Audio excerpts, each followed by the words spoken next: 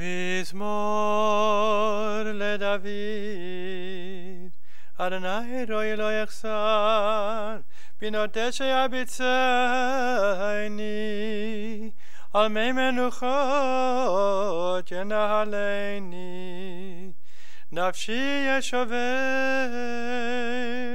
ינחני במעגלי צדק, למען שמו. גם כי אלך בגיא צל מוות, לא ירא רע, כי אתה עמדי. שבטך ומשענתך המה ינחמוני. תערוך לפני שולחן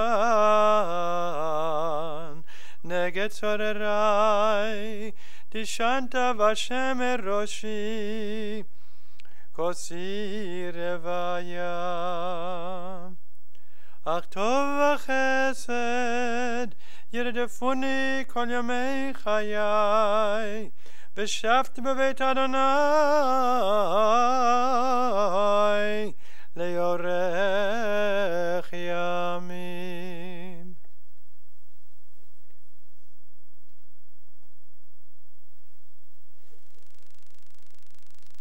Please join with me in reciting the English of Psalm 23, which Cantor Schifrin just recited in the Hebrew, the words of solace and comfort that our tradition prescribes. The Lord is my shepherd, I shall not want. He makes me to lie down in green pastures. He leads me beside still waters. He restoreth my soul. He guides me in straight paths for his name's sake. Yea, though I walk through the valley of the shadow of death, I fear no evil, for thou art with me. Thy rod and thy staff, they comfort me. Thou preparest a table before me in the presence of mine enemies. Thou hast anointed my head with oil, my cup runneth over. Surely goodness and mercy shall follow me all the days of my life, and I shall dwell in the house of the Lord forever.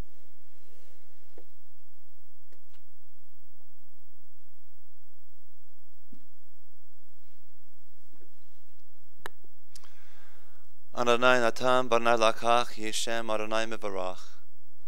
The Lord has given, the Lord has taken away. Blessed be the name of the Lord.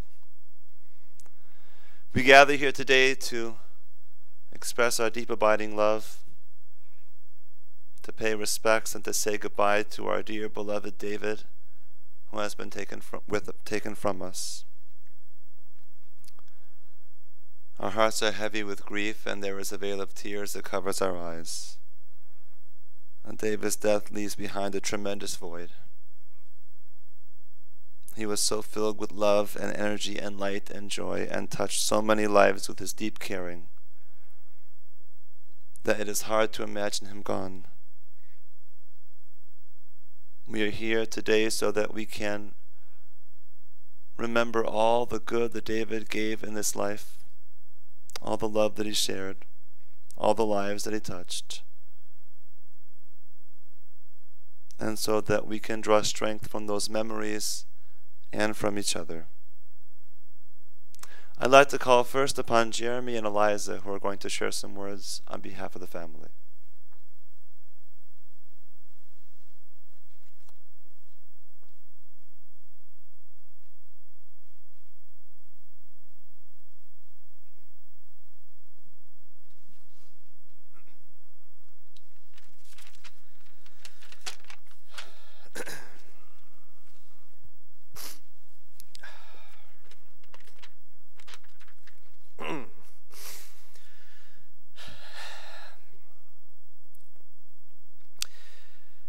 It is wonderful to see all the familiar faces here today.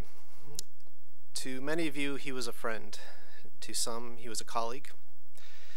To others, he was a cousin, an uncle, a father-in-law, a brother-in-law, a brother, a grandfather, or a husband. But to my sister, brother, and I, he was our dad. I spent several hours yesterday talking with the rabbi and my family about my father's life and how he affected each of us. Until now, I don't think I had as full and comprehensive perspective on what type of man he was, and now how not only he touched my life, but how he touched everyone's lives.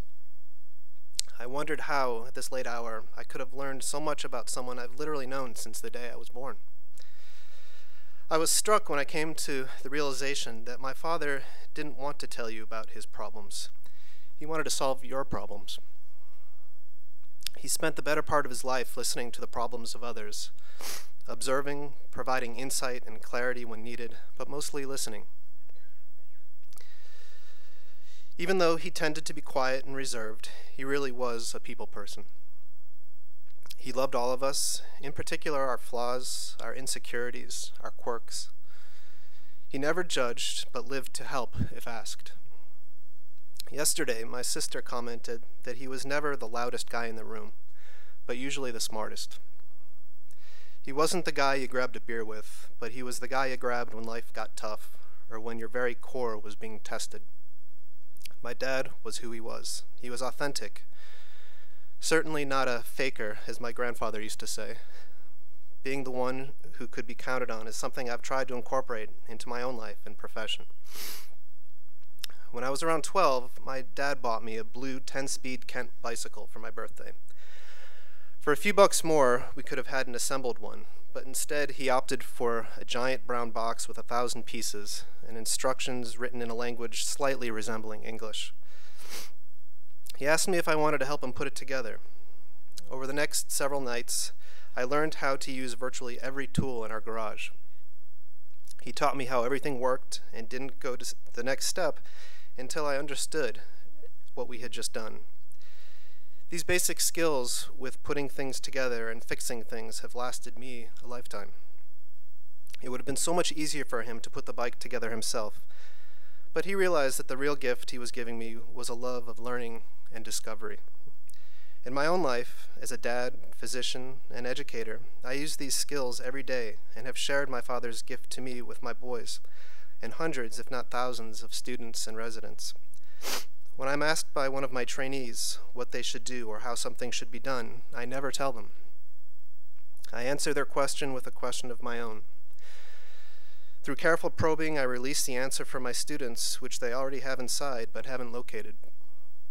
Rounds with me could take 30 minutes on my own, but instead they often take 2 hours or more. My dad taught me to think, self-reliance, and how to solve problems. Giving these gifts to others is what I treasure most in my own life. I have my dad to thank for that. I hope wherever he is now that my dad continues to fix things and help others as he has for all of us. Thank you.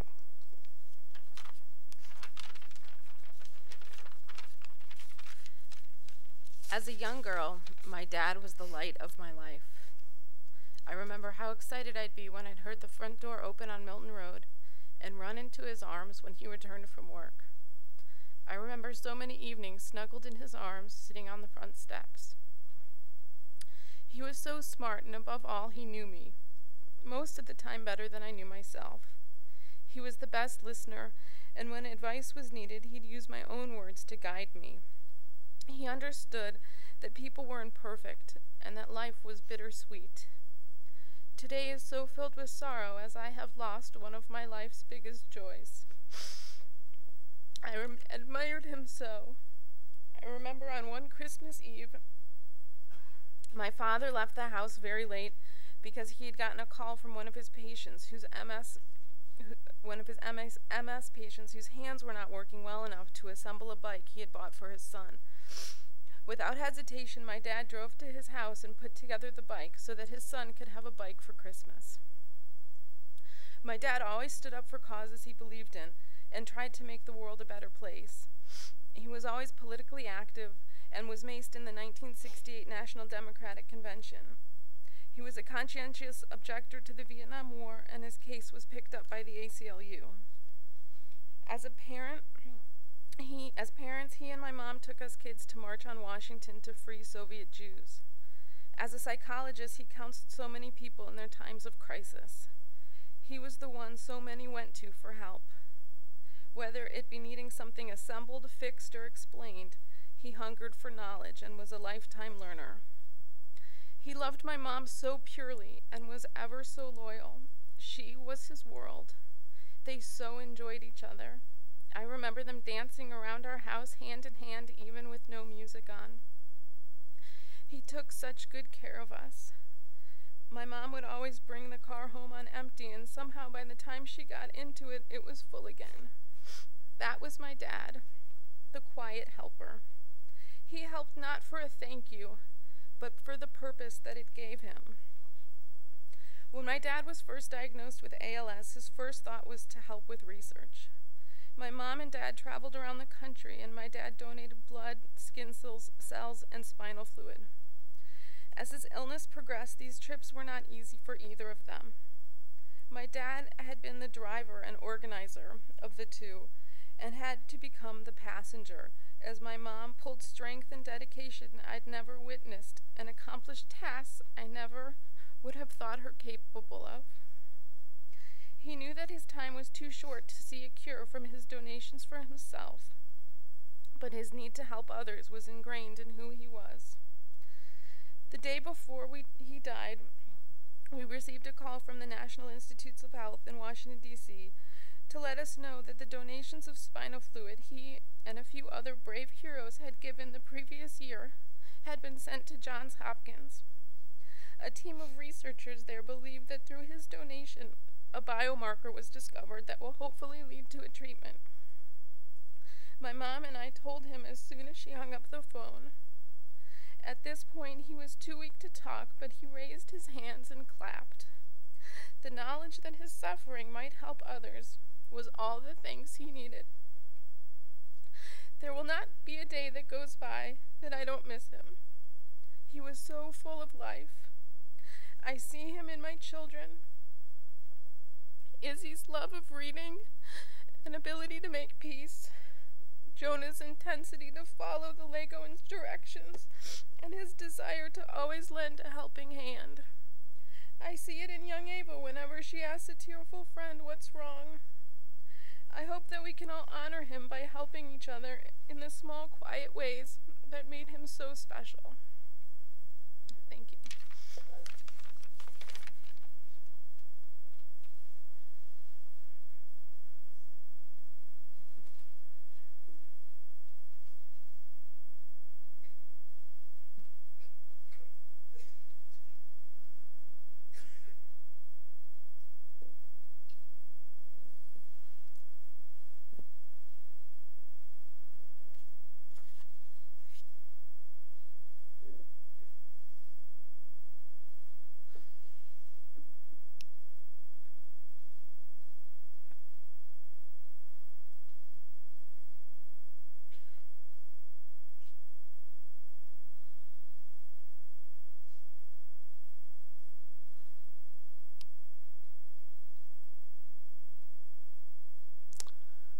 Jeremy and Eliza, how very beautiful your words. What a deeply moving portrait you paint of your father, what he meant to you and to Jonathan, to your mom, to the entire family, and to everyone who knew him. Your words touch us all very deeply. We hope that they also bring you comfort.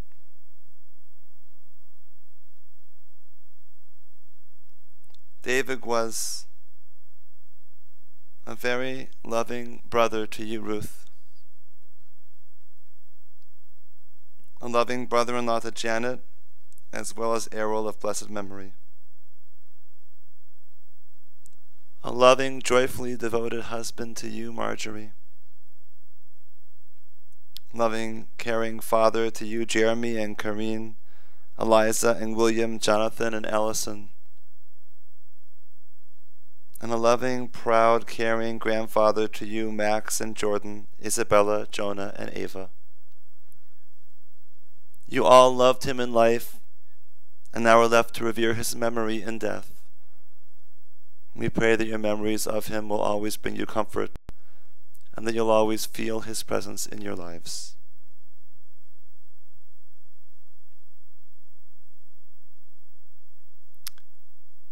David was a caretaker from a very early age. It was ingrained in him from childhood. His mother was diagnosed with MS when he was 13 or 14. In those days, people didn't talk much about those kind of illnesses, and so he and his mother felt alone and isolated, and it fell to him in many ways to look after her. In many ways, he became her caretaker. And the family suggested that perhaps that was a significant influence, leading to his desire to become a psychologist. He started caring for his mother, started cooking, something he enjoyed doing his entire life. He became his mother's buddy. She introduced him to classical music, and when he was alone with her listening to that music, it was very tranquil. Later, David's father got sick, and David was his caretaker as well. And throughout his life, David remained the caretaker, always looking after those around him, making sure their needs were met, seeking to help them and guide them, support them and uplift them in every way. David's life journey began in Washington, D.C., where he was born. He grew up in Philadelphia through high school and then went to college at Penn State, followed by Northwestern for a PhD in psychology. It was while David was at Northwestern that he met you, Marjorie. Not at Northwestern. You were at Penn State years after David had been there. And David came to Penn State to visit a friend who, as it turned out, was also a friend of yours and was staying in your apartment. After meeting you, David went back to the fraternity house and told his buddies, "Guys, I just met this wonderful girl. She's amazing. Someone should marry her." Well, that someone turned out to be David.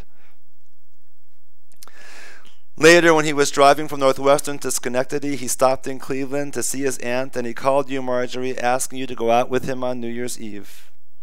The two of you went out, and that was it. You just totally clicked with each other. You told me that David was just adorable. At the time, he was wearing a camel peacoat and scarf and had long hair. Yes, for those of us who do not know David in those days, he had long hair. And he was very political, very socially conscious.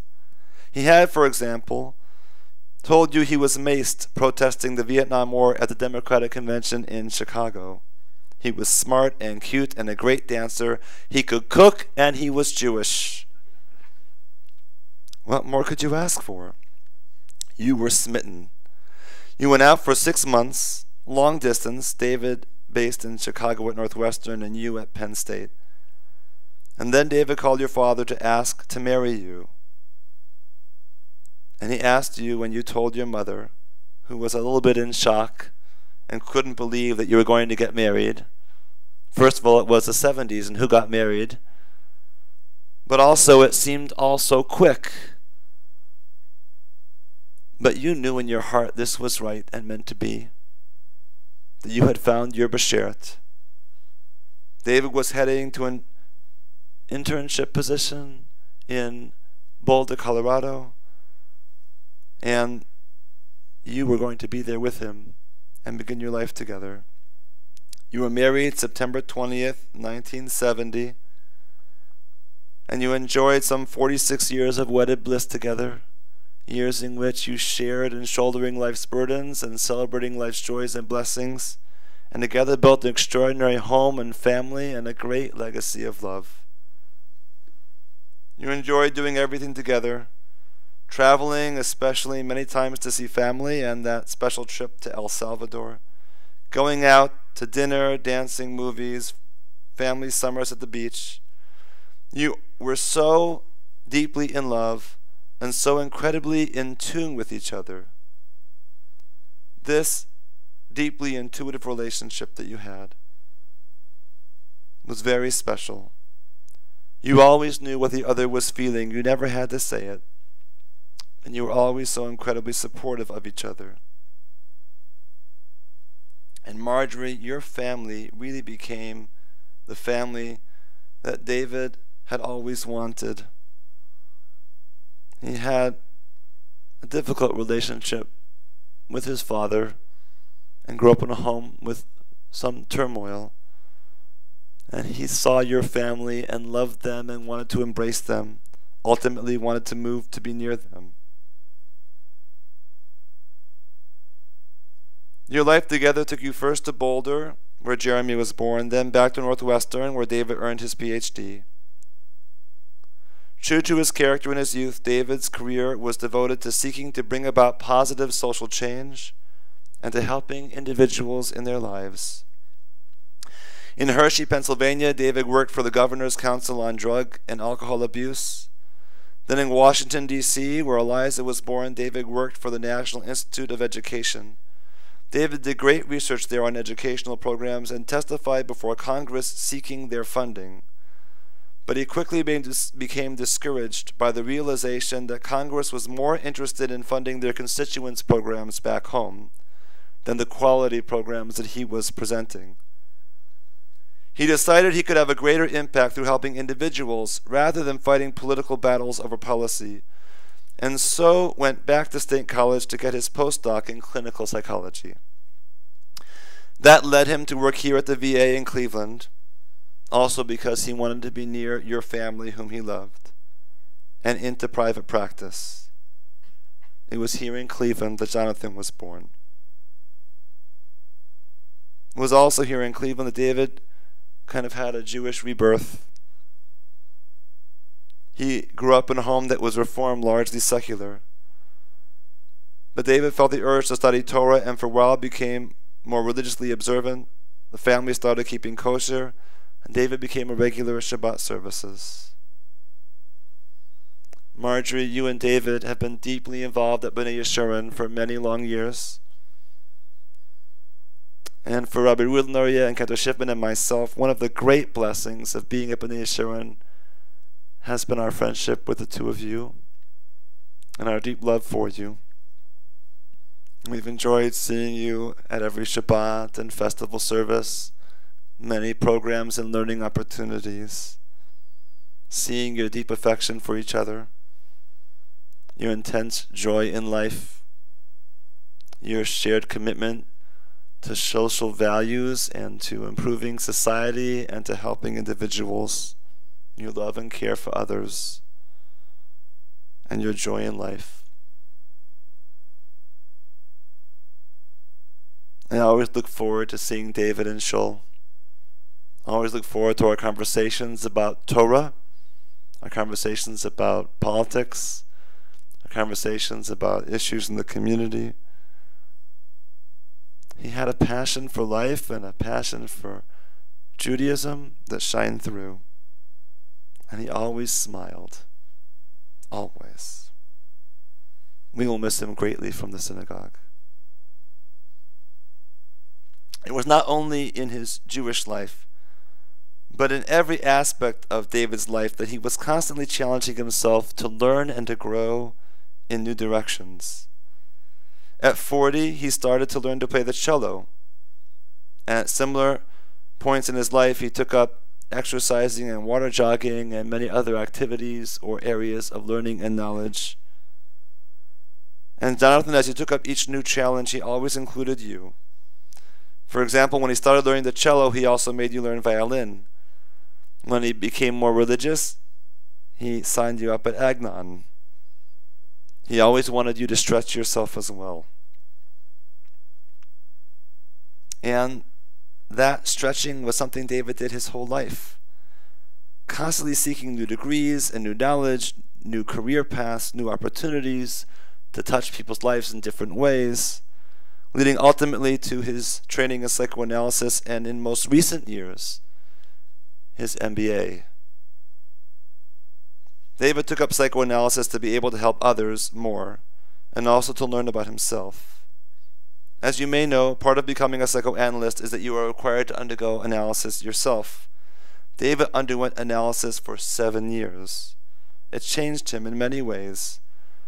He was already a tremendously good and caring person, but it made him more patient, understanding, calmer.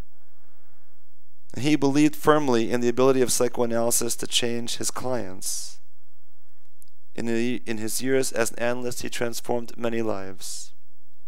Then, when he recognized that the field was changing, he decided he wanted to take on a new challenge, helping make healthcare more humane. He was bothered by what he was seeing happen in the field. He wanted to make a difference, a goal typical of David's social consciousness. Thus the MBA and a new focus on the healthcare system. Ruth, David was a very special brother to you. In your youth, you were not as close due to turmoil in the home, though you did share many special times together, especially washing and drying the dishes. It was always a rotation back and forth who got to dry the dishes, because the one who dried the dishes got to set the radio station. But as adults, the two of you became very close and enjoyed a very special relationship. Marjorie, you and the children often compared your family to the TV show Family Ties. You know, the two hippie parents, the older son who was always carrying a briefcase, etc. Each of you seemed to match up with the characters on the show. The truth is not so far from that. Your family, deeply socially conscious, all of you, inheriting that from your parents, deeply committed to each other, living a life that was filled with joy and always optimism. That was the home that David and Marjorie created. And David loved each of you, his children, so very much and was so very proud of you. Jeremy, you were the first on the scene. You were, shall we say, unexpected, but very, very loved. You were very athletic and into sports. Your father was not the kind of dad who throws the ball around with you in the yard. He didn't grow up that way. Sports, athletics, that wasn't his style. He wasn't quite always sure where you came from. But he loved you, supported you, helped you become the person you were meant to be. Eliza, you were born with a heart murmur. And the first 3 years of your life, he carried you wherever you went. He would never set you down. He just wanted to protect you. And in later years, your dad saw that you needed a friend, and he was there for you. You ran away a few times as a child, the first time at age 3. You would call your father, and he always knew what to do, how to make you feel supported, how to talk you down and get you home. He was your ally, in your words, no matter how cuckoo you would get. And Jonathan, you were the last on the scene, and David was determined, as I said before, to make you his protege, to have you follow in his footsteps whatever he would do. For every new learning opportunity he took up, he brought you along the journey, whether it was cello and violin or Jewish studies and Agnon. And just as he did not understand how Jeremy was so athletic, he couldn't quite understand how you could be so laid back. But he loved each of you. He gave each of you a strong foundation growing up. He and your mom were always there for you. He always treated you as adults, sometimes too much. They gave you unconditional love and supported you in everything you sought to do, in all of your pursuits. David believed in you so much that his parenting style was to empower you, to help you be independent, and mostly to try not to get in the way of your exploration and growth and your reaching your own potential. Jeremy, you shared that if you did get in trouble or have an issue, he would leave you a book to read, usually the psychology of whatever the issue was that you were facing. He wanted to empower you to figure it out while still respecting your independence. Jeremy, he would drive you to school listening to NPR, and along the way he would talk about topics like insurance reimbursement rates and say, "What do you think, Jeremy?" And similarly, Eliza, when you were 16, he took you to B'nai Yeshua's parking lot to teach you how to drive a stick shift. He started by telling you about things like torque and RPMs. Isn't that what we all do when we teach our kids to drive? You said, "Dad, you need to dumb this down." And he replied, "I'm explaining exactly what you need to know." That's the way he was. He always wanted to teach you at the highest level, and he always believed in you. Eliza, driving home from work, the two of you would often talk on the phone as David would eat his dinner. He was your buddy. And when you were facing a tough decision about possibly giving up a comfortable job for a new but uncertain opportunity that might lead to advancement but also had risks, it was your father who urged you to take the risk in order to grow. It was typical of the way he lived his life and of the way he parented each of you. And Eliza, it turned out to be the best move for you. David worked very long hours, often 12 to 13 hours, 6 days a week.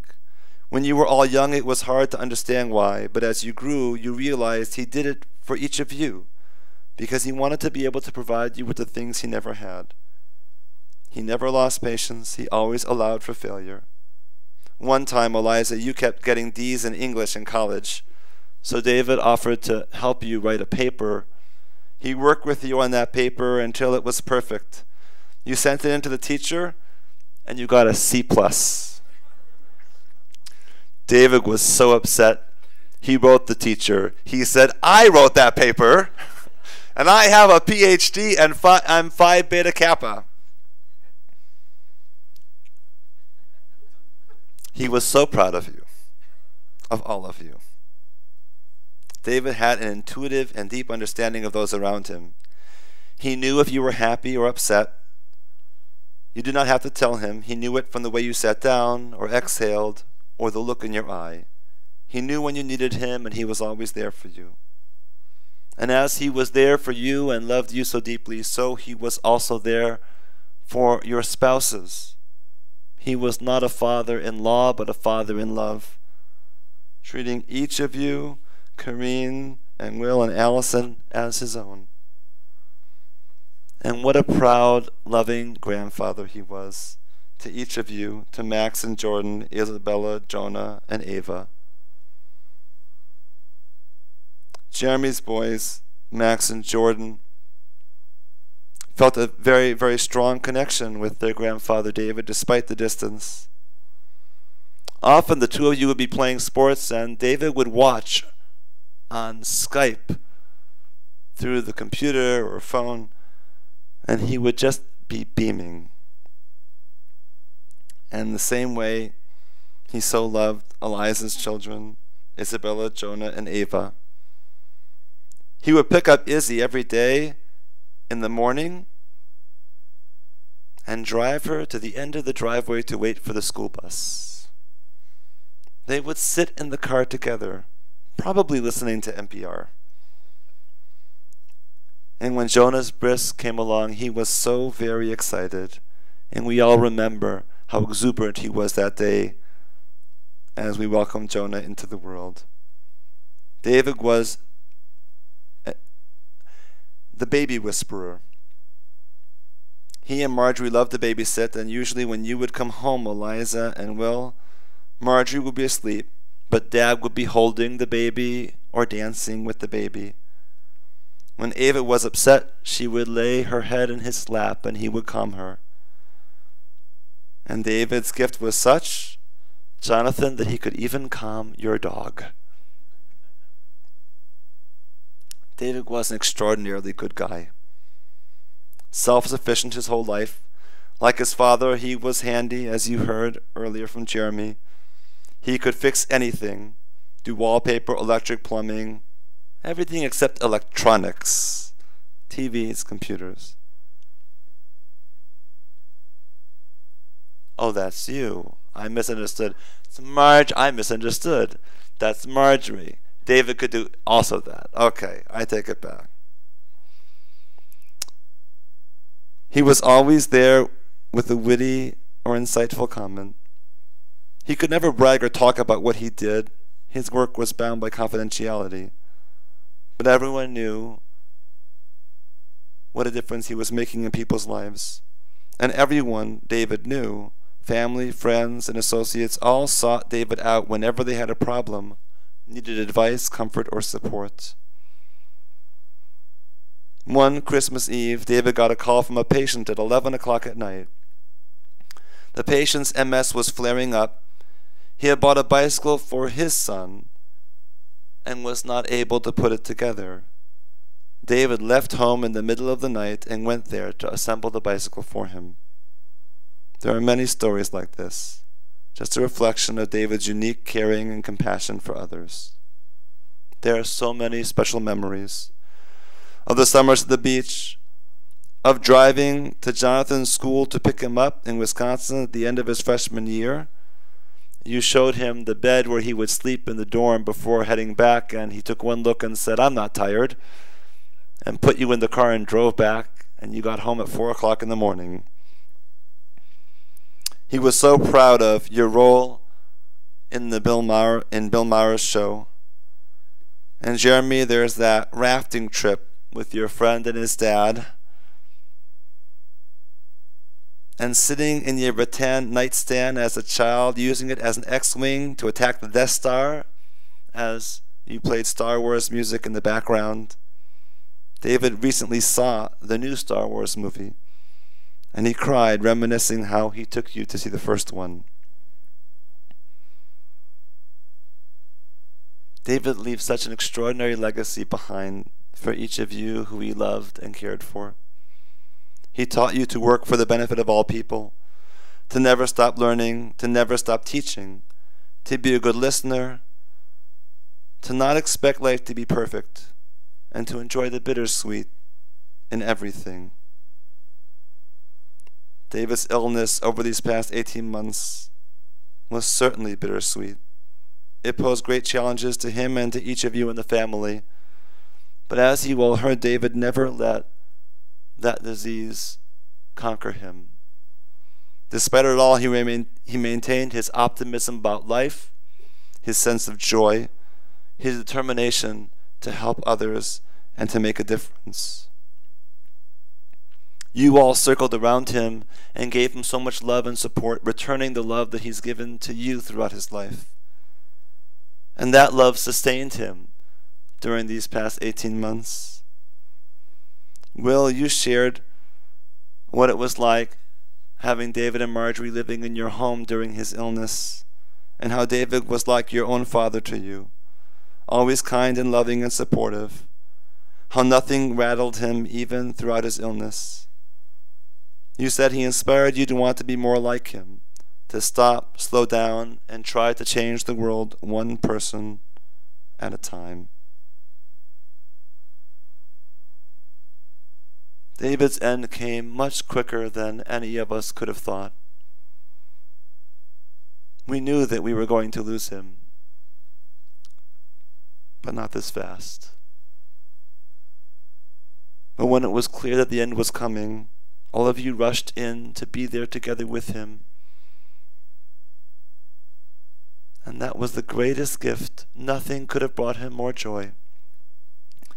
Jeremy and Jonathan, when each of you walked in the room, he clapped his hands out of great joy, beaming, because what mattered most to him was to be with all of you, with those whom he loved. You know, we're now in the Hebrew month of Adar. This is first Adar. During second Adar, we'll celebrate the festival of Purim. And the rabbi said, Misha nichnas Adar marbim besimcha. When the month of Adar comes in, our joy is increased. On the one hand, that joy doesn't feel so increased right now. It's hard to feel any joy knowing that David is no longer with us.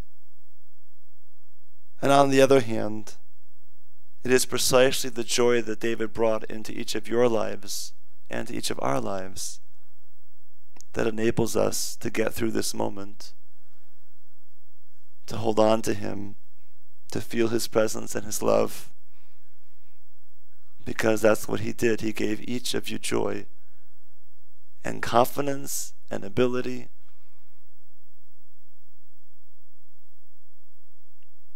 And each of you were able to succeed in life because of those gifts. I know that Purim is coming, and I should be thinking of some clever connection to Purim to describe David and what he meant to all of us. But try as I may, my mind keeps getting pulled back to Hanukkah, because there is a beautiful Hanukkah song that we sing, Banu Choshech Legaresh. We come to banish the darkness. David banished the darkness from our lives. He filled our lives with light. I pray that light always illumine your souls, bring you joy, be a source of comfort, guidance, inspiration, and love. May his memory be for a blessing. We'll rise now for the memorial prayer.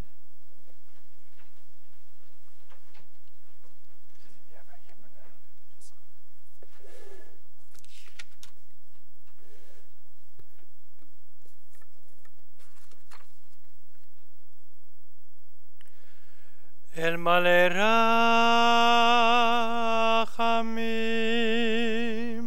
shochein bameromim hametzei menucha nechona tachat kanafei hashechina b'malor kadoshim etehorim כזוהר הרקיע מזהירים את נשמת דוד בן יצחק שהלך לעולמו בגן עדן תהי מנוחתו.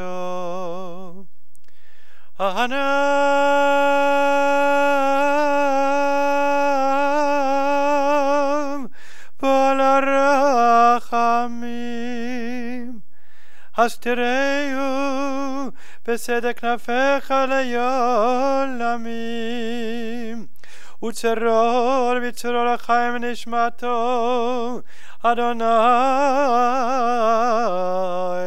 הוא נחלתו וינוח בשלום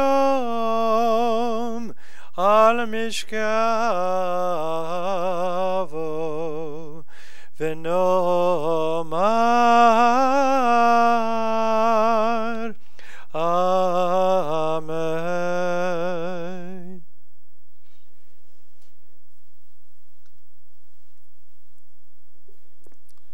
Exalted, compassionate God, we pray that you grant infinite rest in your sheltering presence among the holy and pure, to the soul of our beloved David who has gone to his eternal home.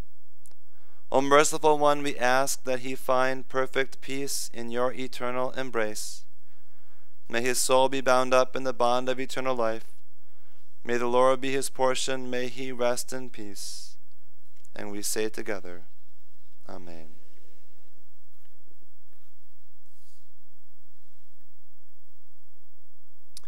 Interment will follow at Beit Olam Cemetery, after which the family will return to Eliza and Will's home, 25 Larkspur Lane in Moreland Hills.